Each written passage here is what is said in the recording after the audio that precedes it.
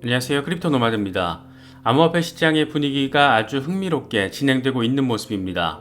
역시나 핵심 메타는 비트코인 현물 ETF 이슈입니다. 어쩌면 뭔가 벌어지기 직전 단계인지도 모르겠습니다. 두 가지 정도 아주 의미 있는 상황이 펼쳐졌는데, 먼저 그레이스케일 사건과 관련해서 법원이 최종 판결을 내렸습니다. SEC가 항소를 포기하면서 GBTC를 비트코인 현물 ETF로 전환하는 것을 재검토하라고 내린 그런 명령이 공식적으로 발효가 된 겁니다. 또 하나는 지금 시장을 들썩이게 만드는 핵심 요인이라고 표현을 해도 이상하지가 않은데, 주인공은 블랙록입니다. 이게 또 두 가지로 나눠서 볼 수 있는 그런 상황이 펼쳐졌습니다. 먼저 블랙록의 비트코인 현물 ETF가 증권 예탁 결제원을 통해서 증권 식별 코드를 획득했다라는 내용입니다. 사람으로 치면 주민등록번호가 부여된 것이고 티커까지 등장해줬습니다.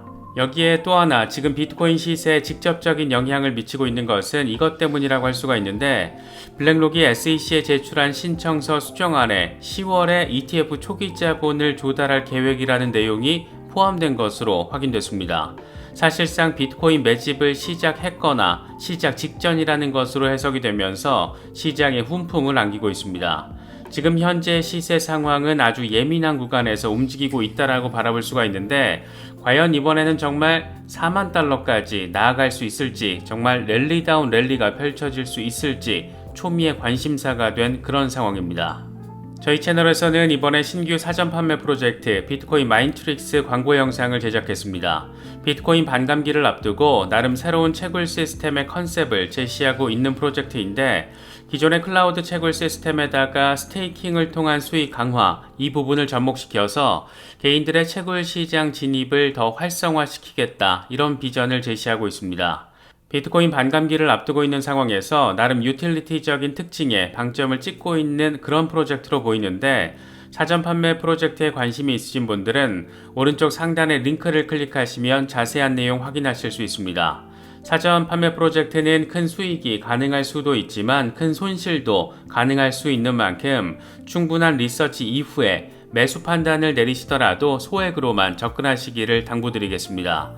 벼락 부자를 꿈꾸다가 자칫 벼락 거지가 될 수도 있는 만큼 용돈 수준의 소액으로 재미삼아서 트렌드를 익히는 관점으로만 접근하시면 어떨까 싶습니다. 그럼 이번 영상 시작하겠습니다. 이른바 그레이스케일 사건에서 그레이스케일 승소 판결이 나온 것은 지난 8월 30일입니다. 그레이스케일이 자사의 비트코인 신탁 상품 GBTC를 비트코인 현물 ETF로 전환하겠다라고 SEC에 신청을 했지만 SEC는 이걸 거부했고, 그레이스케일은 이런 SEC의 결정에 빡쳐서 소송을 냈던 겁니다. 그런데 법원이 이걸 다시 심사하라고 판단을 하면서 그레이스케일의 손을 들어줬습니다. 이런 판단 결론 자체도 흥미롭지만 사실 판결의 세부적인 내용은 좀 더 SEC 비판적이었습니다. 판사 3명으로 구성된 재판부 전원이 만장일치 의견을 낸 것은 물론 표현 자체도 상당히 섹시했습니다. 21페이지 분량의 의견서를 보면 SEC의 반려 결정은 매우 자의적이고 일관적이지 못하다. SEC가 신청서 반려 당시 GBTC 상품과 비트코인 선물 ETF 사이의 차이점을 적절히 설명하지도 못했다, 이렇게 지적하기도 했습니다. 또다시 글로벌 망신을 당한 SEC가 과연 어떤 선택을 할지, 다시 말해서 항소 결정을 할지 아니면 법원의 명령을 고분고분하게 따를지가 관전 포인트였는데, SEC는 어찌된 이유인지 항소를 포기했고, 이에 따라서 법원은 이번에 8월 30일 판결을 확정하는 최종 판결 명령을 내렸습니다.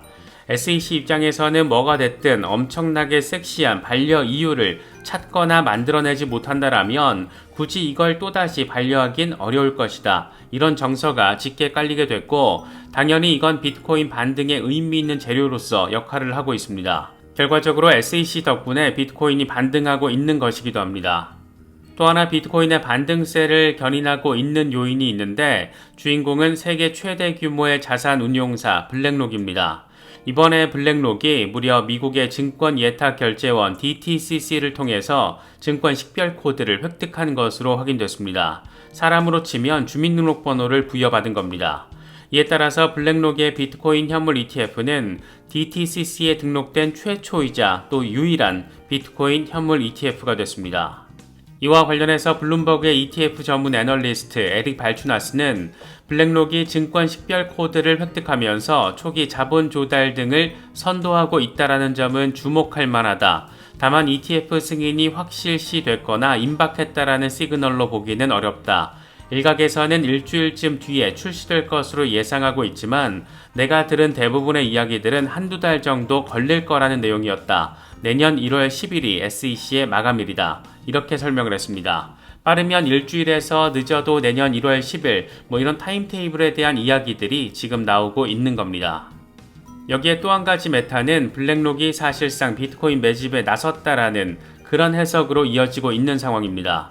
이건 반뷰렌 캐피털의 파트너 스캇 존슨이 밝힌 내용인데 블랙록이 제출한 현물 ETF 수정안에는 증권 식별 코드 획득 소식과 함께 10월에 ETF 초기 자본을 조달할 계획이라는 내용이 포함되어 있다. 이런 계획은 내 예상보다 빠른 것이다. 이렇게 설명을 했습니다. 이와 관련해 에릭 발추나스는 이 자금은 초기에 비트코인을 매입하는 데 사용될 것이다. 물론 초기 자본이 ETF 서비스 제공하는 데 있어서 충분한 자금은 아니다. 나는 이것만 놓고서 블랙록이 대량으로 비트코인을 매수하고 있다라고 해석하지는 않는다. 하지만 블랙록이 초기 자본 조달에 나선다라는 걸 공개했다라는 점은 비트코인 현물 ETF 출시의 다음 단계를 보여주는 것이다라고 설명을 했습니다.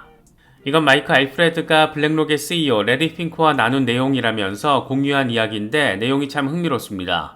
나는 지난주에 레리 핑크와 15분 정도 이야기를 나눴다. 대화 말미에 나는 비트코인이 앞으로 얼마나 가치가 있을 것으로 생각하는지에 물었는데 이 양반의 대답은 인간의 자유가 갖는 가치는 무엇인가? 이런 질문의 형태로 나왔다. 이건 강세를 의미한다. 이렇게 말했습니다. 인간의 자유라는 아주 기본적이고 당연한 가치, 이걸 지금 비트코인의 가치와 맞물려서 동일하다라고 이야기를 하고 있는 겁니다. 블랙록이 마음 진짜 독하게 먹고 달려들고 있다라는 것을 꽤나 선명하게 느낄 수 있는 멘트입니다. 상황이 이렇다 보니까 분위기 전반은 훈훈한 모습을 보이고 있습니다. 볼러틸리티 쉐어스의 CIO 스튜어트 발트는 SEC가 상당수의 비트코인 현물 ETF를 한꺼번에 승인할 가능성이 있다. 앞서 이더리움 선물 ETF를 출시할 때도 SEC는 신청서를 한 번에 승인했다. 비트코인 현물 ETF에서도 같은 상황이 반복될 수 있다라고 말했습니다. 이건 앞서 아크인베스트의 캐시 우드 역시 비슷하게 예상했던 내용이기도 합니다. 이런 긍정적인 상황들이 동시다발적으로 조성되다 보니까 비트코인 역시 굉장히 의미 있는 흐름을 보여주고 있습니다. 무려 35,000달러 돌파 시도에 나서고 있는 모습이 포착되고 있는 건데 이대로 분위기가 이어진다라면 4만 달러를 향한 랠리의 시작점이 될 수 있다라는 점에서 지금 아주 예민한 단계에 있다라는 것을 느낄 수가 있습니다. 현재 비트코인의 흐름과 관련해서 코인텔레그래프의 기고가 라케시 우페드히에는 비트코인 가격이 3만 달러 아래로 떨어지지 않는다라는 것은 저가 매수가 이어지고 있다라는 것이고 3만 1000달러 돌파를 이뤄낼 경우 3만 2400달러까지 상승할 수 있다. 이후에 이 구간에 대한 저항이 해소가 되면 4만 달러까지 치솟을 수 있기 때문에 곰 세력 역시 적극적으로 방어할 것으로 예상된다. 반면 가격이 급락해서 3만 달러 아래로 다시 떨어지면 20일 지수이동 평균이 자리한 28,428달러까지 후퇴할 수 있다. 이렇게 전망을 했습니다.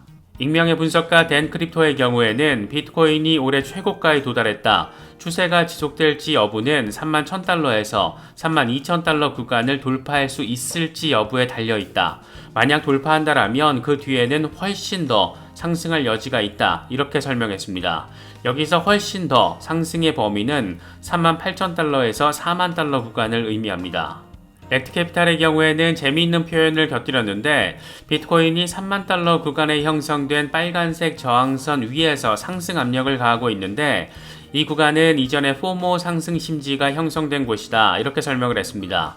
3만 1000달러에서 3만 2000달러 구간은 과거 포모가 형성됐던 구간, 다시 말해서 사람들의 매수세가 달라붙을 수 있는 그런 구간이라는 이야기를 지금 하고 있는 겁니다.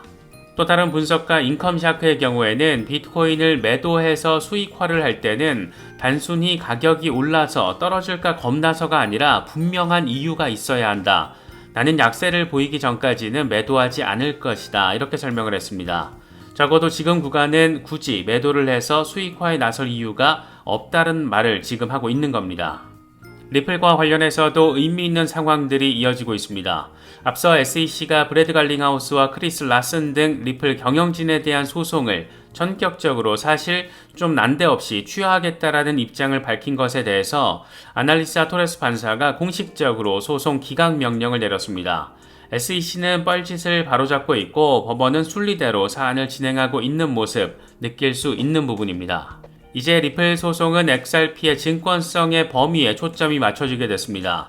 약식재판 판결처럼 초기 기관 대상으로 판매된 XRP는 증권, 2차 시장 판매 물량은 비증권, 이렇게 정리가 될 가능성이 지금으로서는 가장 현실적이다라고 생각이 되긴 하는데, 이와 관련해서 SEC가 11월 9일을 콕 집어서 리플에 대한 구제책을 논의하자라고 제안한 것은 그래서 더 의미부여를 받고 있는 모습입니다. 이건 법원이 증권에 해당한다라고 판단한 기관 대상 판매 물량 XRP에 대한 벌금 합의 과정으로 해석할 수 있는 그런 여지가 아주 다분하기 때문입니다. 소송과 관련한 분위기가 긍정적이다 보니까 XRP 시세 역시 살짝 움직여주고 있는 모습입니다. 지금 수준에서 1차 타깃 지점은 단기적으로는 0.56달러인데 이동평균이 점진적으로 상승하고 있고 RSI가 플러스 영역에 있다는 점에서 0.56달러 이후에 0.66달러 그리고 나서 0.71달러 가능성, 라케시 우페드히의 분석입니다. XRP 맥시 가운데 한 명인 에그라 크립토는 XRP 중기 목표 3가지 상황을 제시했습니다. 먼저 첫 번째로는 0.85달러에서 1달러, 이건 W 포메이션 패턴에 따른 결과. 두 번째 목표는 대칭 삼각형 돌파에 따른 5.5달러, 세 번째 목표는 피보나치 비율에 따른 6.4달러. 주간 차트를 기준으로 한 것인데 이 정도 흐름이 이어질 수 있다면 정말로 아주 많이 좋겠다, 이런 생각이 드는 것은 꼭 기분 탓만은 아닌 것 같습니다.